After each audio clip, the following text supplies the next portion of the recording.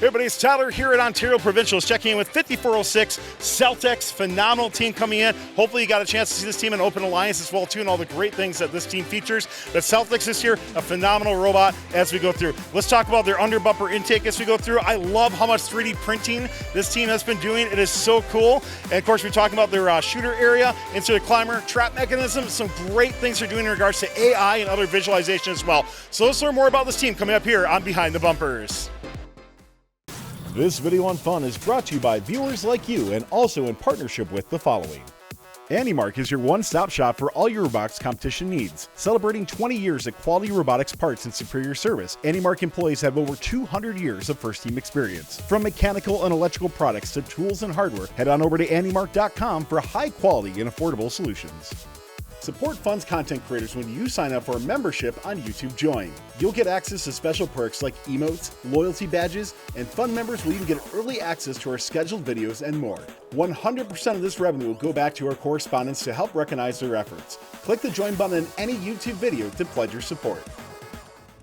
Well, joining us from Celt-X is Owen and Kayla. And Owen, let's start off with your intake on your robot here.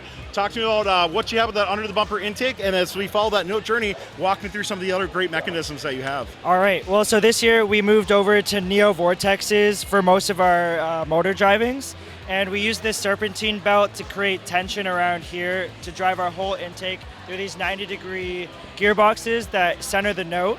And if you come down here, can you intake?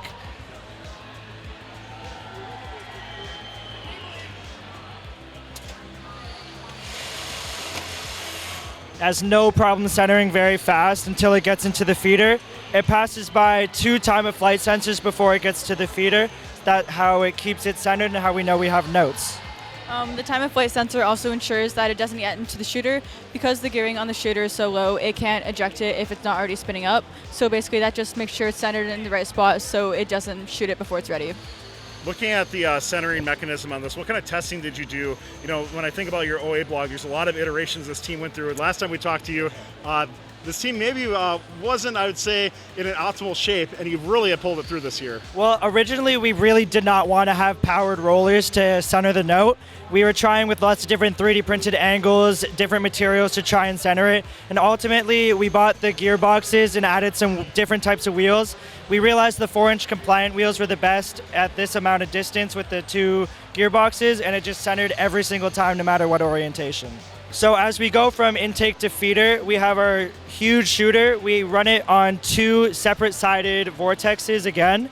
One side here, one side here. We run them at 2 different speeds. One's 10% faster to add a little bit of spin to the note so they don't flip in the air. We run this on this sector gear that we tried to machine in-house but couldn't because our router was a little less tolerant than we wanted. But it machined very nicely at one of our sponsors.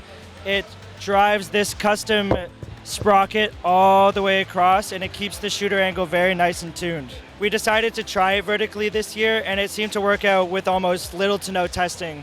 Our amp mechanism is no different than our shooter. If you want to amp, it's just A. Yeah. It just spins the shooter up to the amp height and then spits it out slowly, and it just falls right in perfectly. So when you have a shooter that's essentially shooting from below up above, like, how did you get it to where that note is falling in as well as it is? Because I know that's been a big challenge to try to score in the amp when you don't have an extra mechanism or anything like that to really try to score it.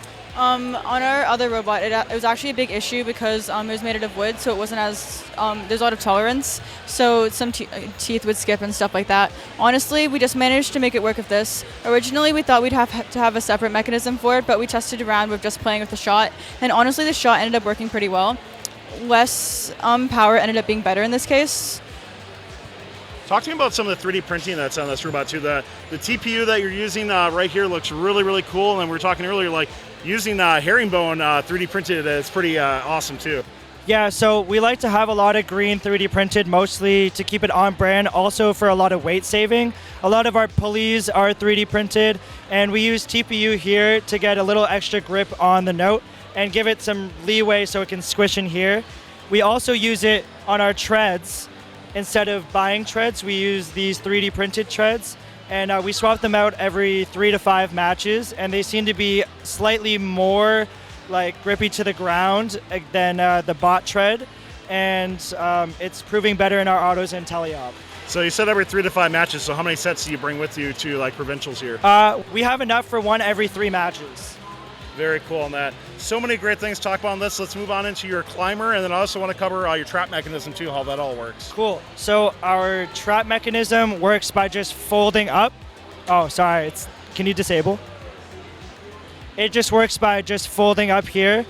With the whole sequence, it just dodges the chain as these arms come up, and then we put it against the wall. They're the middle of the stage, and then as we climb, we start to spin up, and our shooter wheel will spin this at the same time. We shoot it up, and it just slightly falls into the trap. Do you have to do anything in regards to like CG of your robot or anything like that while trying to shoot into the trap? No, we're very fortunate with a very low CG, very middle CG robot this year, and as we're fully deployed as high as we can be, we're not tippy at all. I love how simple your climber hooks are. Just talk to me about how this spring mechanism works here. Yeah, of course. So it's pretty much just a climber in the box, flipped outside and upside down. We have the smaller 1-inch tube on the bottom with the constant force springs going all the way up, and the 2-inch tube or the 1.5-inch tube on top. And then these hooks are connected just to the normal plates that you get with the climber in a box. And then as we let go of tension right here, they just pop right up. And then when we're ready to climb, they just pop down to set heights with the automatic thing. And they just go. We can run through the sequence now. As you can see, we're about to just miss the chain, and then it shoots right against here. Very efficient and smooth process overall. Everything that's gone on this robot just seems so well thought out, so congratulations on everything it has. I think one of the things we really got to talk about more is some of your software features on your robot. Yeah, of course. We talked earlier that you're utilizing AI on your robots. Talk to me more about, AI can be interpreted many different ways. So talk to me about on your team Yes. how it's being utilized and truly what it is. So right now we're utilizing it in the sense of object detection. Basically, it classifies things as either a robot or a note, and it'll do its best guess to say how sure it is and what percentage it is that it is looking at a note. It's pre-trained on about 10,000 images of notes, and it basically uses that to make its best guess. Owen over here will be moving the note around, and as you can see, it's detecting that note. If we have a second note, we can show. Do you want to grab? It doesn't just detect the note as well, it tracks the note as well. The yellow box is the one it's tracking, then the blue one is the one it doesn't care about. As long as it doesn't go off a frame, it'll be sure of which note is which, and it'll always stay tracking it, no matter what. We're doing this on an Orange Pi 5, and it's around 90 frames per second, so it offers a bit more reliability than a Limelight would with object detection right now for us. The Limelight is a really great option as well. We just decided to take the summer to work on this, and it works pretty well.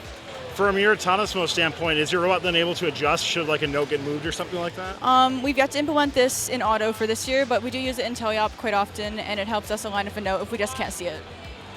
Anything else from software sensors wise that you want to cover on this awesome robot? We use Advantage Kit for logging, and it's been incredibly useful this year. Last year we had a bunch of CAN issue and stuff like that, and Advantage Kit has given us the ability to figure out when motors are already burnt out. We've already been able to swap a bunch of motors before the next match at this competition, thanks to Advantage Kit, and it's just been incredibly useful to log like temperature and stuff on the robot. Celt-X, what a phenomenal machine. Thank you so much for being a great inspiration to the FRC community. Congratulations on a good season so far. We can't wait to see how you do here at Provincials, and hopefully beyond as well too, so good luck and thanks a lot. Thank you. This video on fun is brought to you by viewers like you and also in partnership with the following. AndyMark is your one-stop shop for all your robotics competition needs. Celebrating 20 years of quality robotics parts and superior service, AndyMark employees have over 200 years of first-team experience. From mechanical and electrical products to tools and hardware, head on over to andymark.com for high-quality and affordable solutions.